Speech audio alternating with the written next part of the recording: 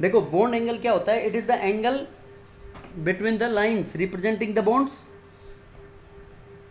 It is the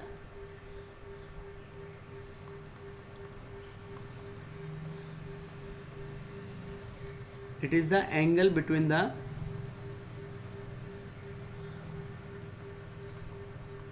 lines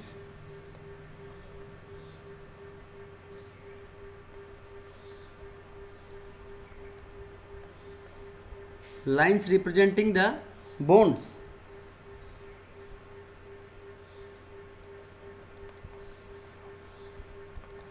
in specific direction, क्योंकि bonds particular direction में होंगे।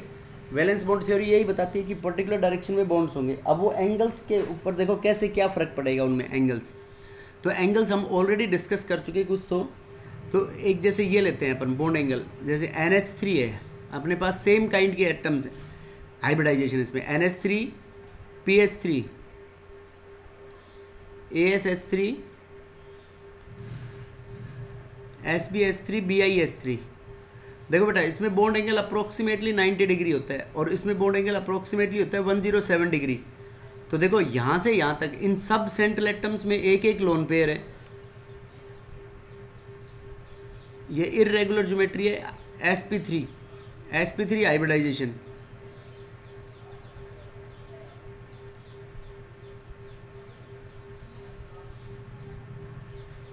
तो sp3 जब हाइब्रिडाइजेशन होगी तो बॉन्ड एंगल्स जो इसके अंदर होंगे, बॉन्ड एंगल्स 107 डिग्री और यहाँ पे बॉन्ड एंगल है 90 डिग्री इसके अंदर।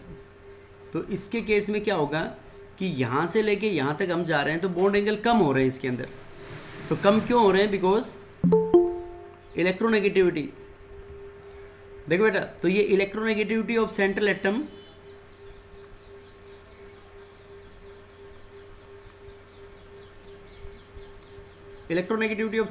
डिक्रीजेस, और जब इलेक्ट्रोनेगेटिविटी डिक्रीज होगी तो the shared pair of electrons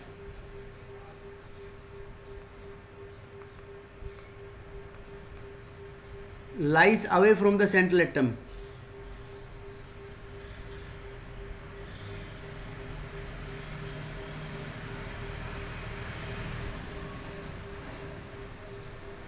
Shared pair of electrons lies away from the central atom, hence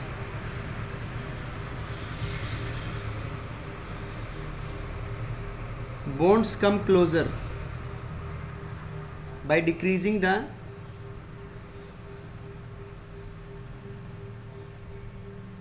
bond angle. Bonds नजदीक आ जाएंगे, बॉन्ड एंगल कम हो जाएगा उनके अंदर।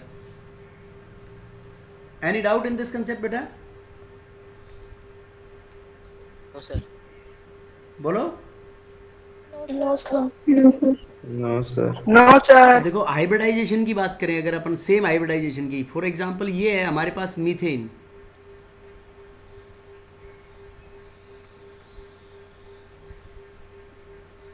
मीथेन के बाद अमोनिया, एक लोन पेयर एक्स्ट्रा, एक लोन पेयर आ गई, इसमें बॉन्ड पेयर कम हो गई।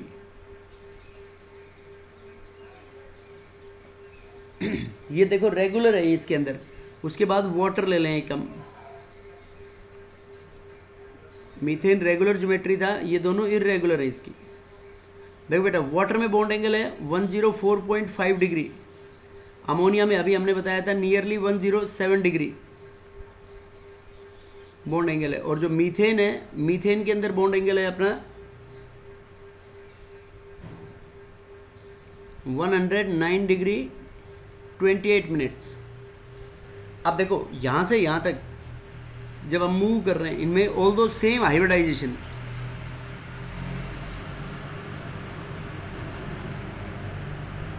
Hybridisation is same, but bond angle decreases as the number of lone pairs increases, because lone pair bond pair or lone pair repulsions increases।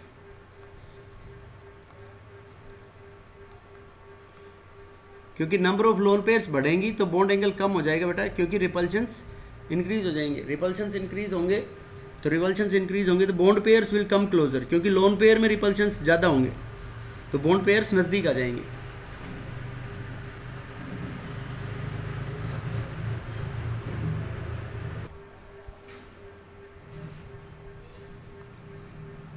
Third factor is bond energy.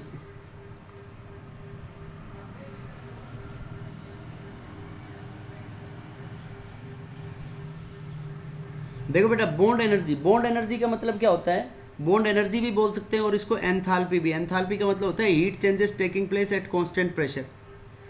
तो bond energy और enthalpy, जब atoms नज़दीक आते हैं तो bond बनेंगे, bond बनेंगे तो एनर्जी रिलीज होती है, समझ गए। तो बॉन्ड एनर्जी को हम ऐसे बोल सकते हैं कि जब बॉन्ड बनेंगे जब एनर्जी रिलीज होंगी, और बॉन्ड को जब ब्रेक करना है जब एनर्जी रिक्वायर्ड होगी, तो it is the amount of energy released और energy required to break one mole of bonds into their atoms, या एटम्स जुड़ के बॉन्ड बनाए, is known as bond energy. It is the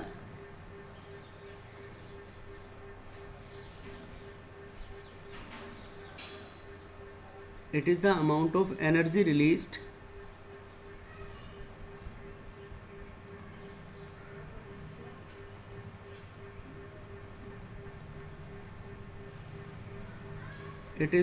energy released or absorbed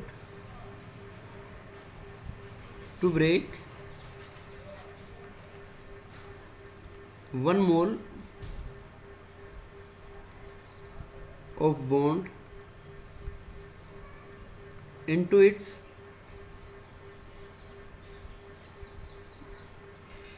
gaseous atoms। It is the amount of energy, इसमें तो absorb लिख देते हैं अपन, energy absorb to break 1 mole of bond into its gaseous atoms, और it is the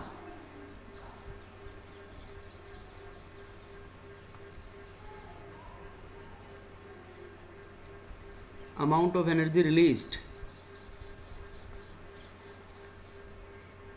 when 1 mole of bond is formed।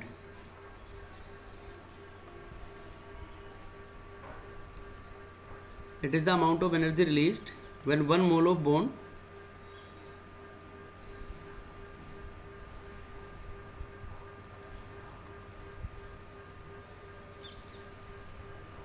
formed from its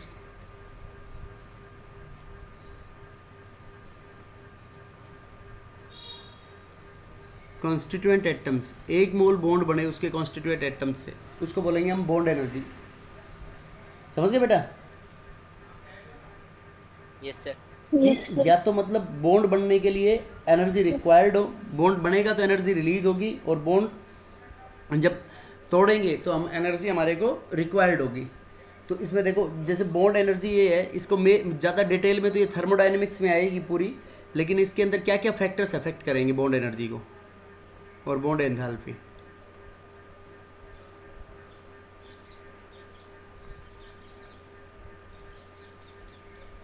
factors affecting bond energy.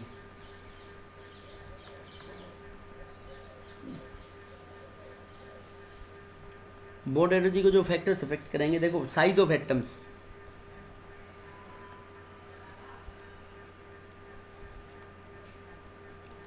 देखो बेटा इसमें अपन ये बोल सकते हैं कि साइज ऑफ एटम्स में एटम्स की साइज जितनी ज़्यादा होगी तो बॉन्ड लेंथ इतनी ज़्यादा होगी, तो बॉन्ड को तोड़ने के लिए एनर्जी रिक्वायर्ड इतनी कम होगी। यस और no? Yes, sir. Yes, sir. More is the size of atoms,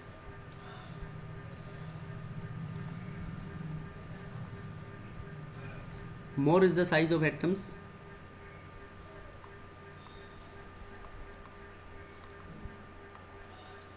more will be bond length,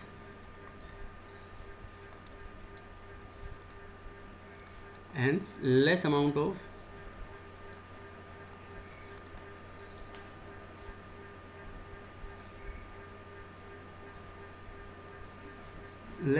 energy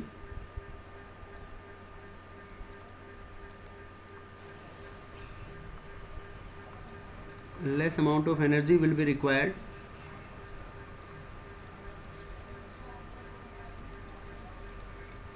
to break the bonds, bonds को ब्रेक करने के लिए कम अमाउंट ऑफ एनर्जी रिक्वायर्ड होगी। ये साइज ऑफ एटम्स के ये फर्क पड़ेगा। नेक्स्ट इज बॉन्ड ऑर्डर और मल्टीप्लिसिटी ऑफ बॉन्ड्स।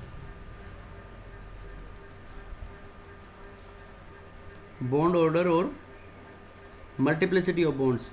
बताओ बेटा, मल्टीप्लिसिटी और बॉन्ड ऑर्डर का मतलब it is the number of bonds between the two bonded atoms. तो देखो, नंबर ऑफ बॉन्ड्स जितने ज़्यादा होंगे तो उस बॉन्ड को ब्रेक करने के लिए इतनी ज़्यादा एनर्जी की रिक्वायरमेंट होगी। Yes, sir. यस और नो? तो ये कह सकते हैं हम कि more is the number of bonds between the two bonded atoms, more will be the energy required to break the bonds.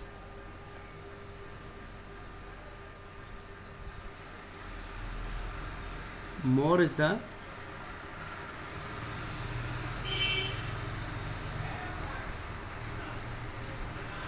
number of bonds between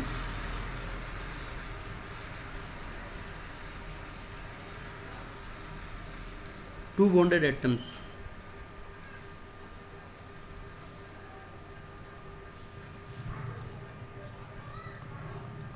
More will be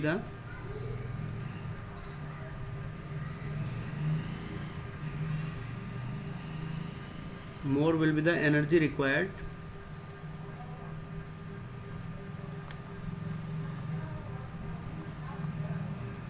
to break the bonds. Bonds जितने ज़्यादा होंगे दो atoms के बीच में, energy required इतनी ज़्यादा होगी। देखो फॉर एग्जांपल,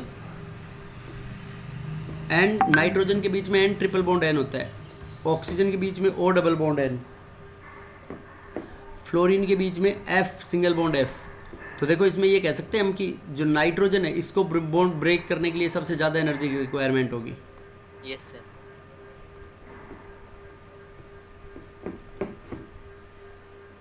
उसके बाद number of lone pairs on the central atom. देखो सेंट्रल एटम के ऊपर लोन पेयर्स का क्या रोल होगा?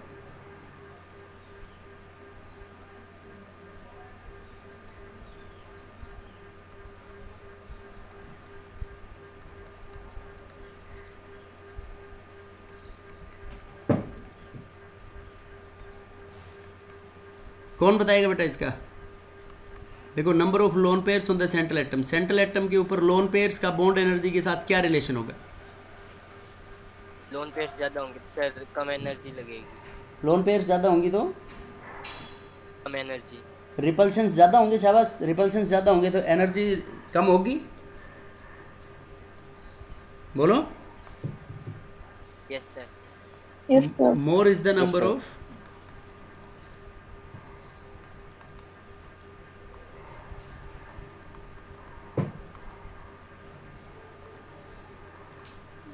lone pairs on the central atom.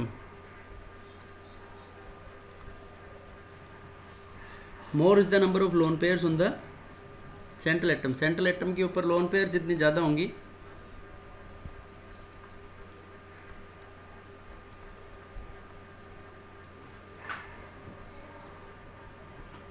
more will be the repulsions.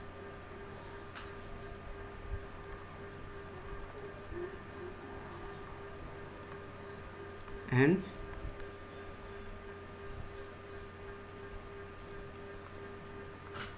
less energy will be required to break bonds. bonds को break करने के लिए less energy required होगी। ठीक है बेटा? Yes, sir. Yes sir. देखो कैसे, फॉर sir. एग्जांपल जैसे अपने पास एक तो है इथेन CH3 तो देखो इसमें कार्बन कार्बन के बीच में सिंगल बॉन्ड है और लोन पेयर कार्बन के ऊपर एक भी नहीं है। यस और नो? Yes Yes, sir. अब देखो नाइट्रोजन की N triple bond N, nitrogen में एन ट्रिपल बॉन्ड एन होता है, लेकिन अपन यहाँ पे मतलब लोन पेयर देखिए नाइट्रोजन के ऊपर एक एक लोन पेयर आएगी यहाँ पे, तो अपन सिंगल बॉन्ड को ब्रेक करने के लिए एनर्जी की रिक्वायरमेंट देख रहे हैं। तो एन सिंगल बॉन्ड एन के लिए, ऑक्सीजन में डबल बॉन्ड होता है ओ डबल बॉन्ड ओ, तो ओ सिंगल बॉन्ड ओ के लिए इसके ऊपर lone pair two lone pairs होगी दोनों के ऊपर। उसके बाद fluorine F single bond N, इसमें 3 लोन पेयर होगी बेटा फ्लोरीन के ऊपर। तो बताओ इसमें सिंगल बॉन्ड को ब्रेक करने के लिए जो रिक्वायर्ड एनर्जी होगी वो सबसे ज़्यादा किसके केस में होगी? CH3 CH3 देखो बेटा सबसे ज़्यादा कार्बन कार्बन के केस में होगी, कार्बन कार्बन सिंगल बॉन्ड, फिर N सिंगल बॉन्ड N, फिर O सिंगल बॉन्ड O, और फिर F सिंगल बॉन्ड F में सबसे कम है, क्योंकि F फ्लोरीन के केस में लोन पेयर्स क्या हैं? सबसे ज़्यादा है। यस सर यस सर बोलो बेटा क्लियर है या नहीं? Yes sir yes sir yes या सर कोई डाउट इसमें किसी को? ये फ्लोरीन आपके का पास क्या होगा? फ्लोरीन, देखो F single bond F, chlorine, bromine, iodine, इनमें सब में lone pairs 3 lone pairs on each atom.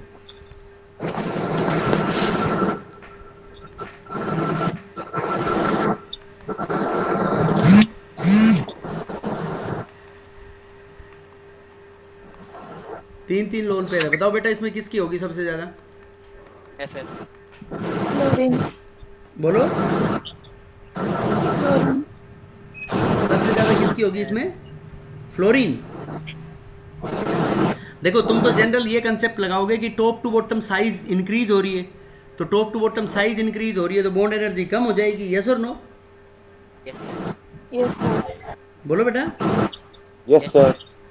लेकिन इसमें ऐसा नहीं आएगा। देखो इसमें जो बॉन्ड एनर्जी आएगी, इसमें ये ऑर्डर आएगा तुम्हारा, सबसे ज्यादा होगी फ्लोरीन की, ये क्लोरीन की,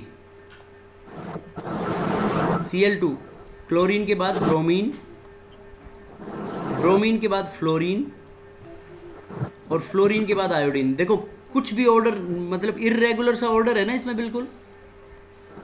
यस सर तो देखो बेटा क्यों है इसमें ये इर्रेगुलर सा ऑर्डर? देखो क्लोरीन जो है, क्लोरीन की सबसे ज़्यादा है और फ्लोरीन की सबसे कम है। तो फ्लोरीन की यहाँ इन दोनों से, क्लोरीन और ब्रोमीन से कम क्यों है? क्योंकि फ्लोरीन की फ्लोरीन की साइज क्या होगी? बहुत छोटी है। फ्लोरीन की size is small, size small होगी, hence electron density will be high. Electron density high होगी बेटा इसके ऊपर।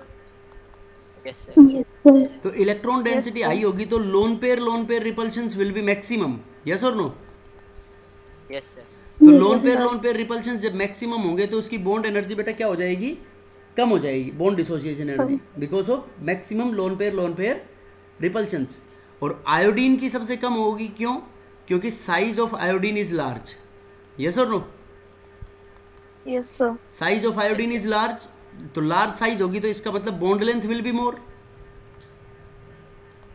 यस सर तो बॉन्ड डिसोसिएशन एनर्जी कम हो जाएगी। अब देखो जो फ्लोरीन से, फिर फ्लोरीन की सबसे कम, तो इसमें बेटा मैग्नीट्यूड पे डिपेंड करेगा कि फ्लोरीन के अंदर तो जो रिपल्शंस का मैग्नीट्यूड क्या है, और ये जो आयोडीन है, आयोडीन के अंदर मैग्नीट्यूड ऑफ रिपल्शन, ये बॉन्ड लेंथ कितनी है?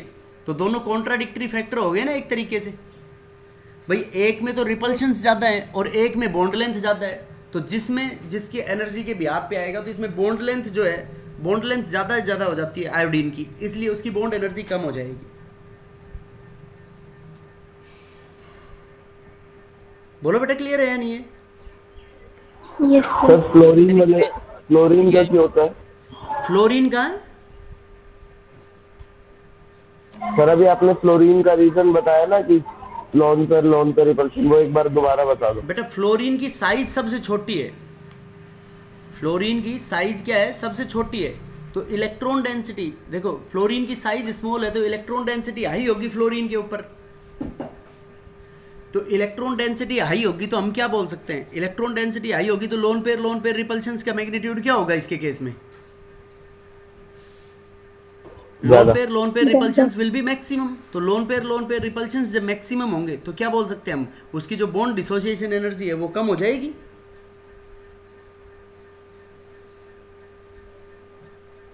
यस सर Cl2 Br2 में क्या आएगा? किसमें बेटा?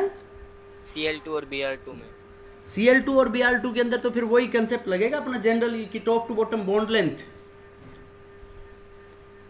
कि Br2 की बॉन्ड लेंथ मोर है as compare to Cl। Because in दोनों के अंदर बॉन्ड लेंथ ऑफ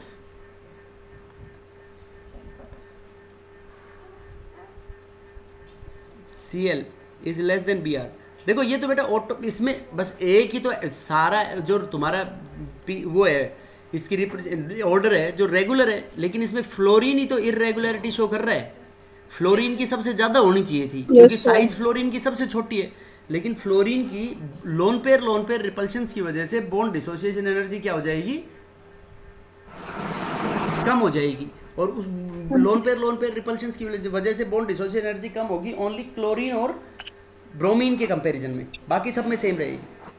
मतलब बाकी सब जनरल वही बॉन्ड लेंथ का ऑर्डर जो है आपका वो उसी के बिहाफ पे एक्सप्लेन करोगे इसमें।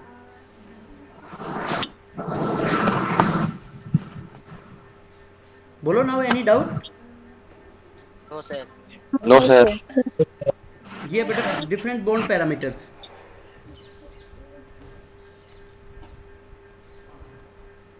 देखो रेजोनेंस का मतलब ऐसे समझ लो बेटा आप कि एक आदमी है कोई भी, और एक आदमी अपने रूप को बार बार बदल सकता है। देखो कभी दाढ़ी रख सकता है, कभी सरदार जी बन जाए, कभी पगड़ी बन जाए, कभी पगड़ी बांध ले, कभी कुछ कर ले, कभी कुछ कर ले। तो वो अपनी फॉर्म को अगर चेंज कर सकता है तो क्या होगा उससे, बताओ आप? उसको पहचानना मुश्किल हो जाएगा। Yes sir. Yes sir. तो उसको पहचानना मुश्किल हो जाएगा तो उसकी स्टेबिलिटी तो बढ़ गई ना। Yes sir. Yes sir. तो ऐसे ही रेजोनेंस होगा कि एक मॉलिक्यूल को उसकी प्रॉपर्टीज को एक्सप्लेन करने के लिए एक मॉलिक्यूल खाली एक जो उसका लेवाइज डॉट स्ट्रक्चर होता है that is not enough to explain the properties of the molecule. तो उसमें उन प्रॉपर्टीज को एक्सप्लेन करने के लिए हम उनके डिफरेंट स्ट्रक्चर्स बनाते हैं। तो उन डिफरेंट स्ट्रक्चर से उनकी अलग अलग प्रॉपर्टी को एक्सप्लेन करेंगे। तो उस फिनोमिनन को क्या बोलते हैं हम? रेजोनेंस। समझ गए बेटा रेजोनेंस का क्या मतलब हुआ कि when properties of a molecule cannot be explained by single Lewis dot structure. तो सिंगल लेवाइज डॉट स्ट्रक्चर से जब प्रॉपर्टीज को एक्सप्लेन नहीं कर सकते तो हम क्या करेंगे, उसमें जो different Lewis dot structure draw out करेंगे उसको बोलेंगे हम resonance.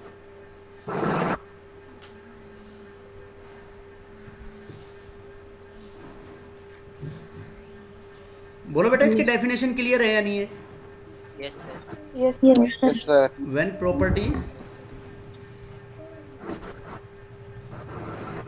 properties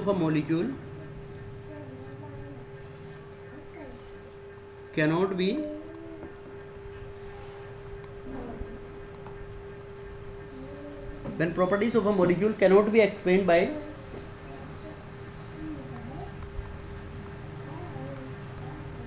single Lewis structure,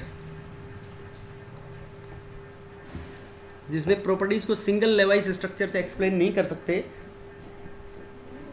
तो क्या करेंगे उसके अंदर? Cannot be explain by single Lewis structure. So different structures are used, उसमें अलग अलग स्ट्रक्चर्स को यूज करेंगे उन प्रॉपर्टीज को एक्सप्लेन करने के लिए। So this phenomenon is known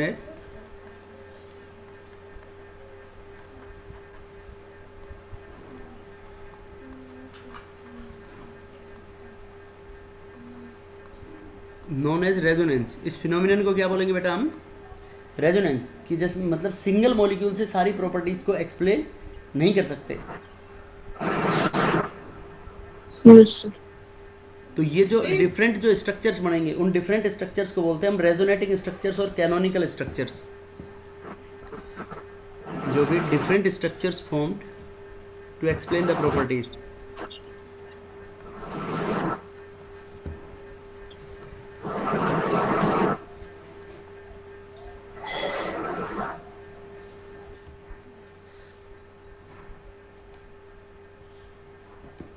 देखो बेटा different structures form due to explain the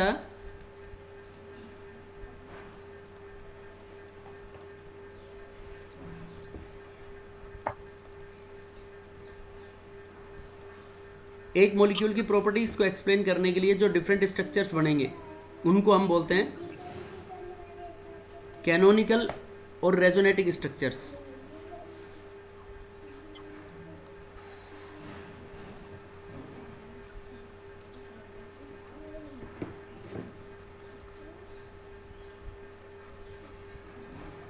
known as canonical और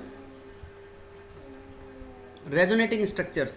different structure formed to explain the properties of the molecule. Molecule की प्रॉपर्टीज को एक्सप्लेन करने के लिए जो डिफरेंट स्ट्रक्चर्स बनते हैं उनको बोलते हैं बेटा हम रेजोनेटिंग और कैनोनिकल स्ट्रक्चर्स। ठीक है?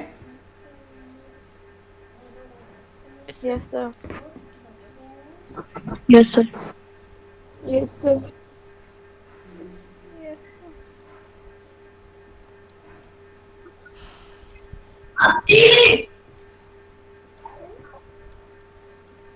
इसमें एक होता है रेजोनेंस हाइब्रिड, जो इन के स्ट्रक्चर्स के बीच में जो होता है most stable structure, the actual और उसको हम बोलते हैं most stable structure.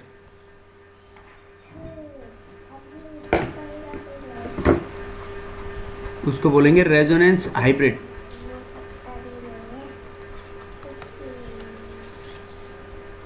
Resonance hybrid. देखो बेटा अपने पास डिफरेंट स्ट्रक्चर्स जैसे ड्रॉ आउट करने के लिए इसके कुछ फीचर्स होंगे रेजोनेंस लिखने के लिए कि conditions for writing the resonating structures.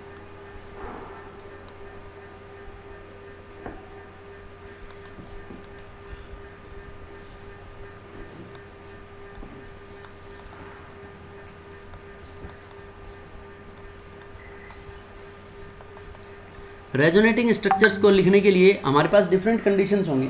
तो देखो उसके अंदर जो कंट्रीब्यूटिंग स्ट्रक्चर्स हैं, कंट्रीब्यूटिंग और रेजोनेटिंग स्ट्रक्चर्स हैं, उनके अंदर number of unpaired electrons should be same.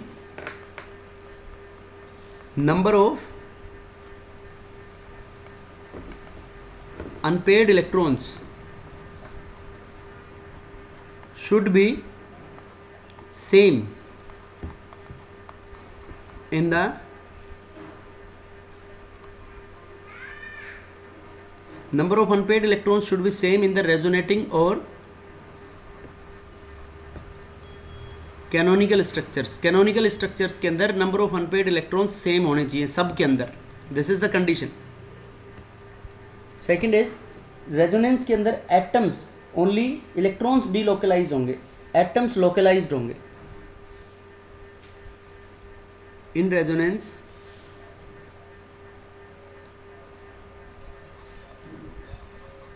Atoms are localised, मतलब एटम्स अपनी पोजीशन नहीं बदलेंगे। Only electrons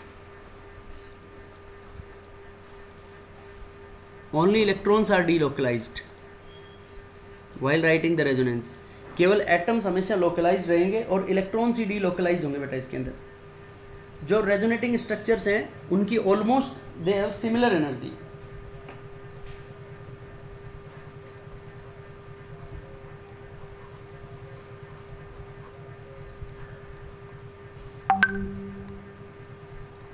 resonating structures must have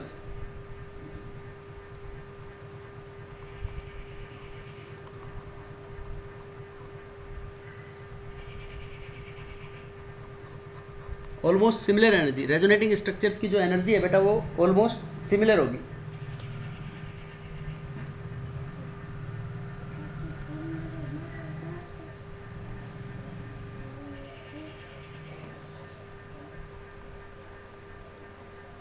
in resonating structures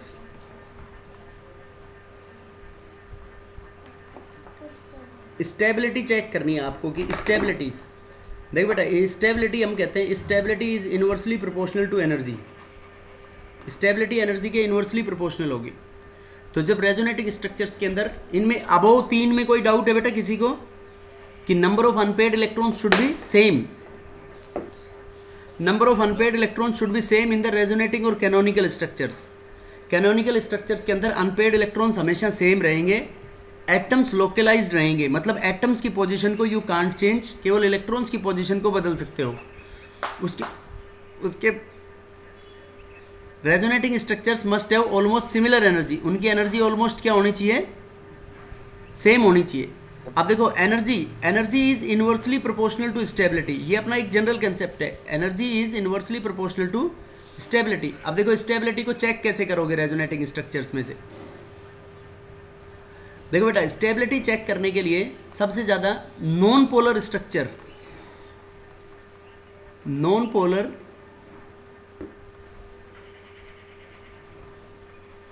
is more stable then polar. Non polar structure polar से ज़्यादा stable होगा बेटा। ये बात समझ में आई क्या बेटा इसमें? Yes sir. Non polar structure is more stable as compare to the polar structure. Polar structure के कंपैरिजन में नॉन पोलर स्ट्रक्चर क्या होगा अपना? मोर स्टेबल होगा। देखो कैसे, कि जैसे एक तो अपने को ये लेना है, कोई भी स्ट्रक्चर के ऊपर मान लो चार्ज ले लिया,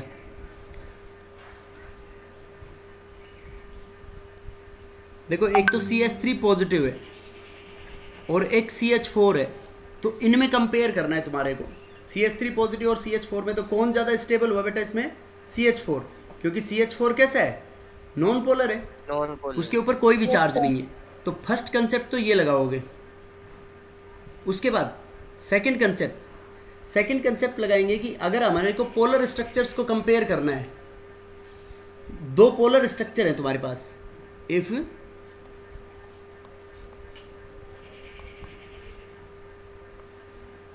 we have to compare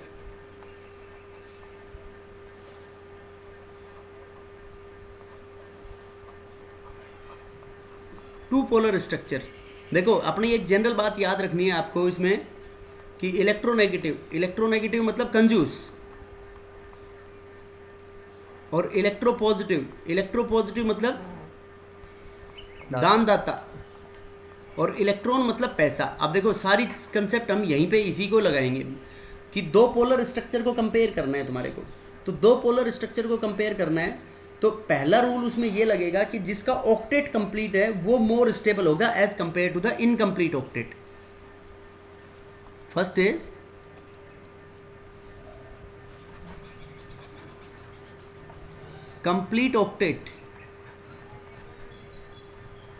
complete octet is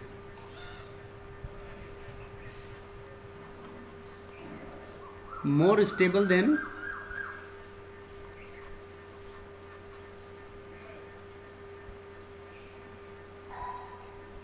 incomplete octet। complete octet से more stable होगा, complete octet is more stable than the incomplete octet। देखो कैसे बेटा, इसके अंदर कि मान लो तुम्हारे पास एक तो ये है CH3 C पे पॉजिटिव OH,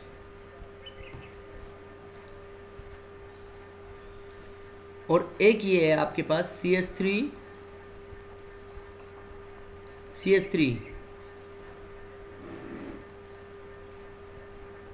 O नेगेटिव। अब देखो इस फर्स्ट और सेकंड स्ट्रक्चर के अंदर देखो बेटा, एक इसमें इस ऑक्सीजन के ऊपर सब पे चेक करो। देखो इस CH3 पे 8 इलेक्ट्रॉन है, इस CH3 पे 8 है, लेकिन ये जो C+ है, C+ के ऊपर यहाँ पे इलेक्ट्रॉन कितने हुए टोटल? 6। इस O के ऊपर कितने? 8 इलेक्ट्रॉन। H तो अपनी ड्यूप्लेट कंप्लीट करता है। अब इस C के ऊपर कितने हैं? 8 इलेक्ट्रॉन। और इस O के ऊपर देखो, पहचानो इसमें ये एक नेगेटिव है, तो दो इस पे लोन पेयर थी, पहले एक नेगेटिव ले लिया, एक इलेक्ट्रॉन उसका खुद का था, तो टोटल 8 इलेक्ट्रॉन्स हो गए। अब देखो इसमें कहीं, अब पहले और दूसरे में बताओ मोर स्टेबल कौन सा होगा? सेकंड वाला मोर स्टेबल होगा, क्योंकि सेकंड वाले में ऑक्टेट कंप्लीट है। देखो कार्बन का ऑक्टेट कंप्लीट है, ऑक्सीजन का भी कंप्लीट है। यहाँ पे ऑक्सीजन का कंप्लीट है, लेकिन कार्बन का क्या है? इस केस में we can say that carbon octet is incomplete. तो incomplete octet is less stable than the complete octet.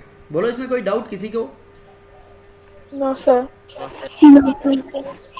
उसके बाद सेकंड रूल पोलर स्ट्रक्चर को चेक करने के लिए, सर एक्सपेंडेड ऑक्टेट में भी होगा क्या कुछ? नहीं बेटा, ये ऑक्टेट कंप्लीट इसी में लगेगा बस। देखो सेकंड कंपेयर करना है अपने को, सेकंड पोलर स्ट्रक्चर को चेक करना है अपने को, तो उसमें ये रूल इसी ऑर्डर में लगाओगे। देखो पहले नंबर पे ये रूल लगाओगे, दूसरे नंबर पे ये रूल लगाओगे, और तीसरे नंबर पे ये रूल लगाओगे। तो इसके अंदर अगर मतलब ऑक्टेट इनकम्प्लीट है, if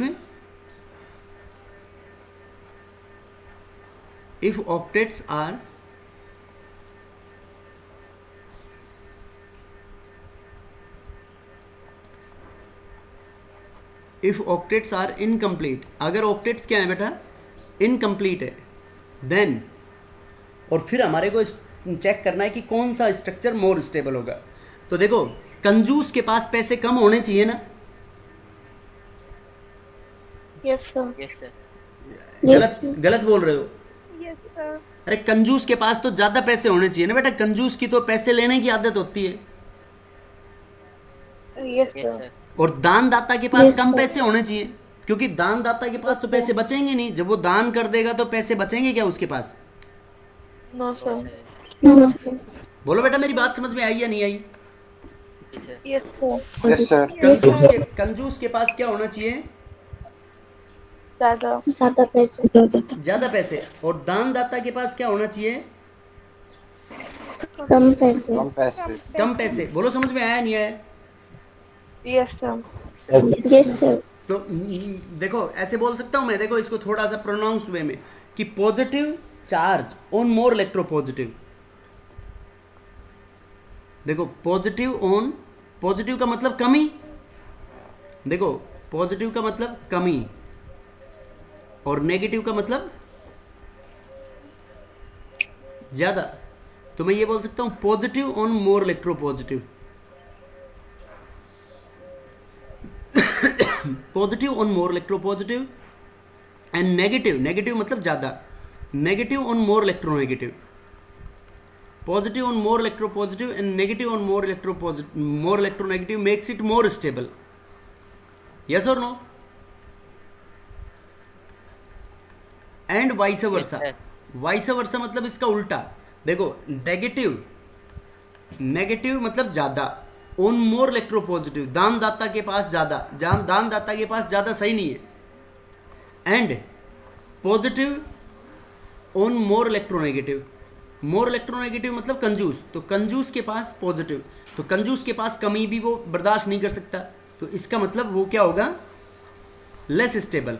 तो जो लेस स्टेबल उसकी एनर्जी ज़्यादा, और जो मोर स्टेबल उसकी एनर्जी कंटेंट कम। बोलो बेटा। Yes, sir. Yes, sir. देखो मैं एक एग्जांपल बता रहा हूँ इसमें, कि ये तुम्हारे को अभी रेजोनेंस की कंडीशंस पढ़ेंगे अपन। इसमें ये है एक कंसेप्ट, देखो एक मॉलिक्यूल है CH2 double bond CH Cl के ऊपर 2 लोन पेयर है। अब देखो ये जो एरो बना रहे हैं हम, ये एरो बनाता है कि ये इनके कैनोनिकल स्ट्रक्चर्स को रिप्रेजेंट करने के लिए होता है, कि तीनों में कोई डिफरेंस नहीं है इनमें। तो देखो बेटा, ये अब इसमें ये जो डबल बॉन्ड है मैंने इसको इधर शिफ्ट कर दिया इस कार्बन के ऊपर, तो इस कार्बन के ऊपर जब डबल बॉन्ड को शिफ्ट कर देंगे तो नेगेटिव चार्ज जाएगा या नहीं जाएगा? अब देखो ये लोन पेयर इधर शिफ्ट हो जाएगी फिर, क्योंकि इस कार्बन पे बीच वाले पे पॉजिटिव आएगा, तो पॉजिटिव की कमी को पूरी करने के लिए ये लोन पेयर आ गई, तो ये Cl पॉजिटिव, और 2 इसके ऊपर क्या हो गई, ये लोन पेयर। अब देखो बेटा, ये जो स्ट्रक्चर है ये स्ट्रक्चर है, और एक ये दूसरा स्ट्रक्चर ये बना दिया हमने। एक मैं इसको ऐसे भी बना सकता हूँ, CH2 नेगेटिव, CH के ऊपर पॉजिटिव, और ये Cl। अब देखो इन सब को कंपेयर करना है स्ट्रक्चर नंबर 1, 2 एंड 3। तो बताओ इसमें सबसे ज़्यादा स्टेबल कौन सा होगा? 2। थर्ड वाला। बेटा फर्स्ट होगा ना सबसे ज़्यादा स्टेबल। अभी मैंने फर्स्ट रूल क्या बोला है? फर्स्ट रूल तो ये कहा है कि non polar is more stable then polar. तो पहले वाला तो नॉन पोलर हो गया, उस पर कोई भी चार्ज नहीं है ना। Yes sir. बोलो यस सर। इसको ऐसे समझ लो, नॉन पोलर को मतलब बिना चार्ज का, बिना चार्ज का structure is more stable then charge. देखो एक तुम अपने आप को कंसिडर कर लो, तुम्हारे ऊपर कोई चार्ज नहीं है, अब तुम्हारा हाथ करंट में लगा देंगे तो तुम्हारी बॉडी चार्ज हो जाएगी ना। Yes sir. Yes sir. तुम्हारी स्टेबिलिटी बढ़ेगी या घटेगी? अरे करंट में हाथ लगा देंगे तो डांस करने लग जाओगे तुम, तो स्टेबिलिटी कम हो जाएगी। Yes sir. तो सबसे ज्यादा स्टेबल बोलो इसमें फर्स्ट वाला हुआ या नहीं हुआ? Yes sir. Yes sir. आप देखो इन दोनों को कंपेयर करना है, तो दोनों चार्ज हैं, तो दोनों चार्ज हैं, तो देखो बेटा दूसरे के अंदर तो ऑक्टेट किसी का भी इनकम्प्लीट नहीं है। देखो पॉजिटिव वाले का ऑक्टेट देखो, क्लोरीन के ऊपर इलेक्ट्रॉन 1 2 3 4 5 6 7 8 8 है सबके ऊपर, सबका ऑक्टेट कंप्लीट है, तो दूसरा सबसे ज्यादा स्टेबल हुआ। उसके बाद तीसरे में देखो इस कार्बन का ऑक्टेट क्या है, इनकम्प्लीट है इसका ऑक्टेट, तो इसका ऑक्टेट इनकम्प्लीट है, तो ये क्या हो गया, लेस स्टेबल हुआ। तो 1 2 3 ये आएगा नहीं आएगा इसका ऑर्डर?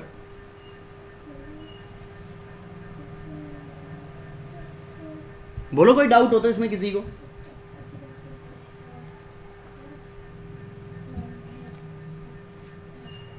बोलो बेटा। Yes, sir. बेटा इसमें डाउट किसी को कोई? No, sir. No, sir. समझ गए क्या? Yes, sir.